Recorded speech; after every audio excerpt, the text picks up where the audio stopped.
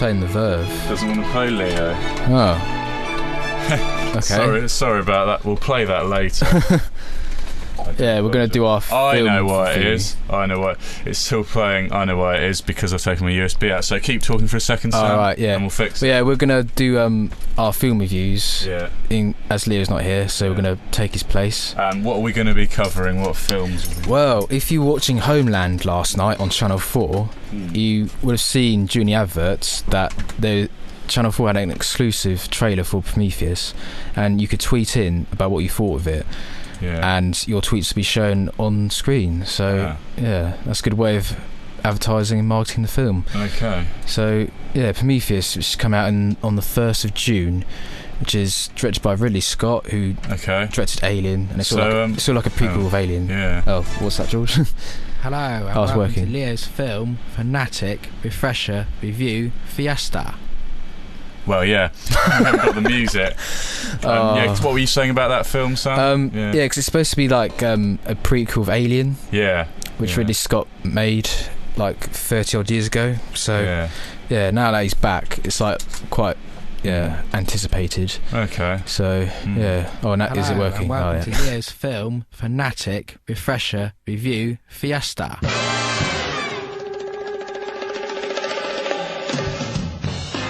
That was the film we were mentioning there. Yeah, Prometheus. And the other films that we've got up on the screen here today. We've got Salmon Fishing in Yemen, Sam. Oh yeah, starring Ewan McGregor. Yeah, Emily Blunt, Kirsten yeah. Scott Thomas, Christine Scott Thomas and Amir Wakid. Released on the 20th of April, so 10 days ago. Friday before last. We'll just see what that entails quickly. An eccentric, wealthy sheik is determined to realise his lifelong dream, salmon fishing in the parched wadis of Yemen.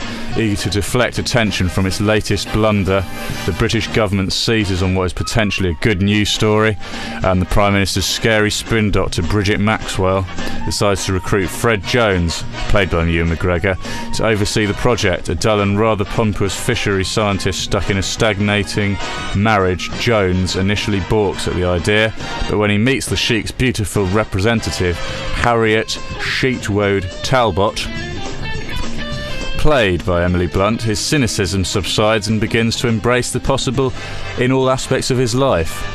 And it's adapted from the Slumdog Millionaire novel, which has already been made into a film. So is it have you heard anything more about, maybe it's similar to Slumdog Millionaire? I assume so. I still haven't seen that film. I really need to see Slumdog Millionaire. Have you not seen it? No. I saw it on the plane, I think, to Thailand a couple of years ago when I watched lovely. it. So, I think that's when I watched it. I may have seen it before that, but other films this week. Also, Leo said he saw Lockout last week, but he said it was a bit disappointing. Yeah. Who did that star, Lockout? Guy Pearce. Okay. Yeah. Who's also rumoured to be playing, a villain in Iron Man 3, which comes out next year. A little bit of insider gossip for you there. Or you just look at it on the Empire Total Film website. Yeah.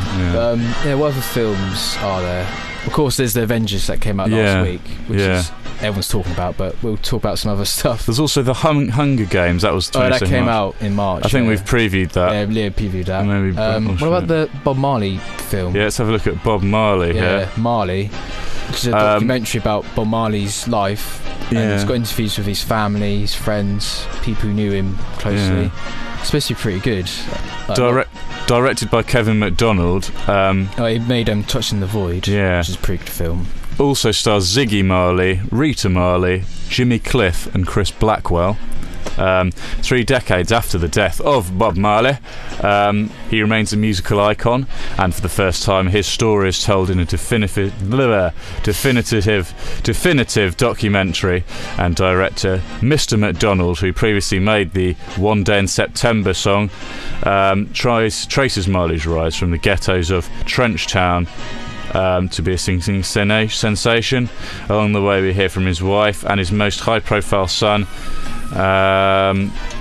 One Love, Exodus and Redemption song was shaped by Marley's background and experiences, and he goes on limited release from 20th of April.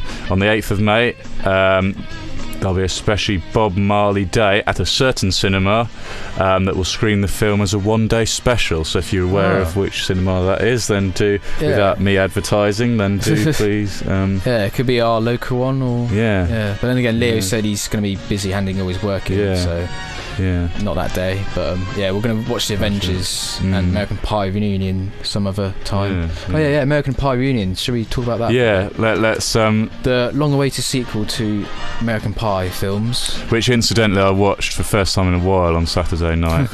It always seems to be repeated on ITV and stuff. Quite funny. When does it come out, American Pie? It's the 2nd of May. Yeah, that's right. So it comes out on Wednesday. That's an odd day for it to be released, but it's got the original cast, which is good. And I suppose they'll just get up to the usual mischief. Older but none the wiser, the gang are back for more outrageous comedy.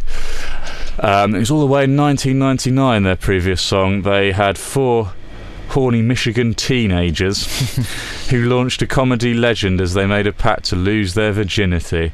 But whatever happened to the American Pie cast 9 years on from their 3rd hilarious big screen outing? Well, the spark has gone out of the marriage between Jim and Michelle after the birth of their son. Stifler, it says here, holds down an office job. Kevin, played by Thomas Ian Nicholas, and Vicky have parted, while Oz and Heather grew apart.